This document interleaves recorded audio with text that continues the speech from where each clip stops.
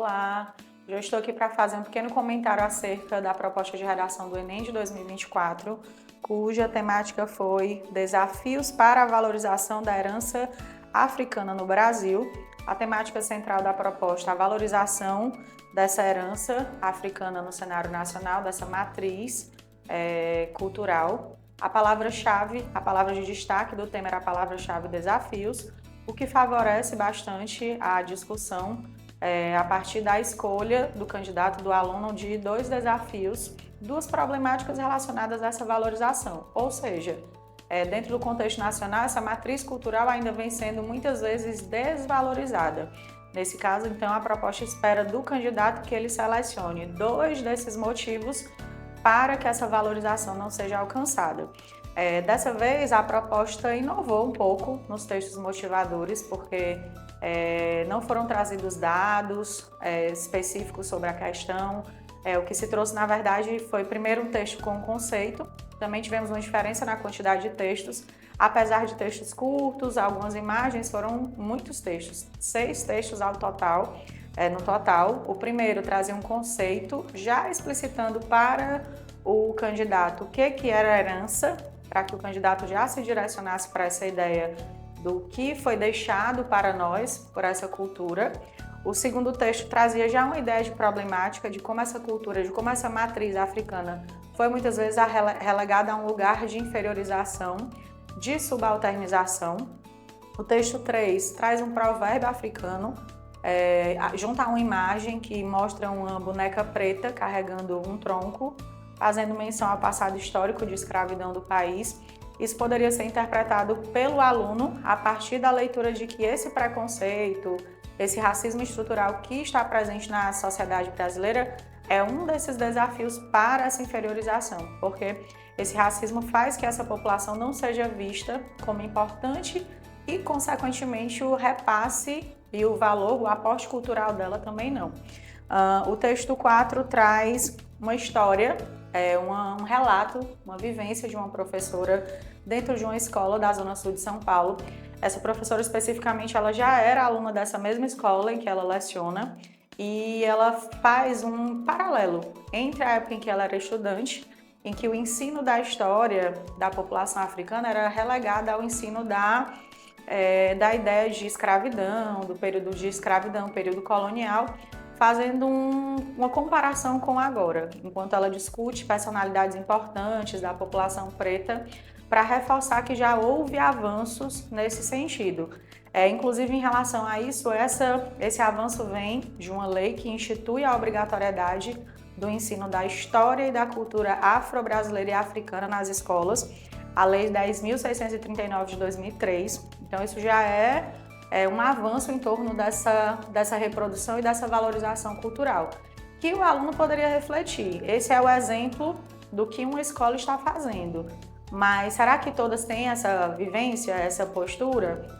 O aluno já poderia, inclusive, extrair disso um desafio. O conteudismo presente em muitas escolas muitas vezes impede ou dificulta essa discussão sobre essa matriz cultural. Fica muitas vezes relegada ainda à questão do passado histórico, aos livros de história baseados no etnocentrismo. Isso poderia ser um desafio trabalhado pelo aluno. Inclusive, pensando no lado das escolas e na questão legislativa, poderia se fazer uma reflexão. A lei existe, mas será que os profissionais da educação estão preparados? Será que existem materiais didáticos específicos voltados a essa temática? Seria um outro desafio. Os textos estavam muito interpretativos, então tudo isso precisaria ser extraído dos alunos a partir de uma interpretação dessa leitura.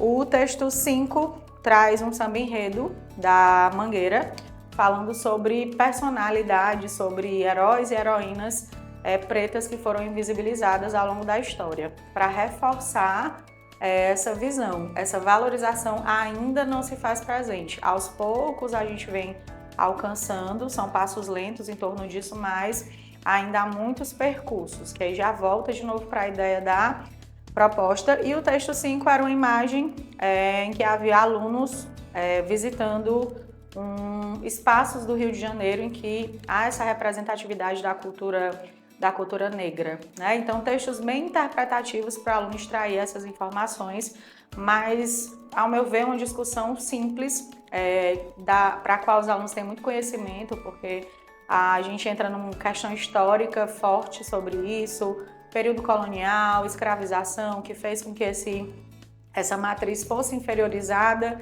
e esse pensamento de inferiorização persiste até hoje, então esse racismo poderia ser um tópico, a falha das escolas no repasse dessa educação, a falha do governo também em concretizar a lei. Poderíamos falar sobre a mídia como um desafio e o silêncio midiático em torno do tema, ou até mesmo essa também representatividade de inferiorização. A gente percebe nos meios midiáticos uma presença ainda muito forte de uma estereotipação das pessoas pretas, sempre em cargos de subalternização. Essa poderia ser uma outra problemática. E a gente poderia trabalhar também essa naturalização, esse racismo estrutural, que já faz com que as pessoas não vejam a necessidade de mudança desse cenário, né? O país apesar de muito diverso, a gente ainda tem uma valorização de determinadas culturas, mas isso é muitas vezes pouco discutido, isso é banalizado pela sociedade. Então, um tema bem pertinente, de uma discussão atual, porque a questão do racismo ainda é muito presente no cenário brasileiro, é uma temática muito pertinente para que os alunos possam ter acesso a essa discussão sobre a importância de valorizar as nossas origens, a origem histórica do país, a origem cultural do país, e a partir dessa prática de valorização, a gente conseguir realmente diminuir minimamente que seja o problema do racismo que é histórico e tão cultural no país.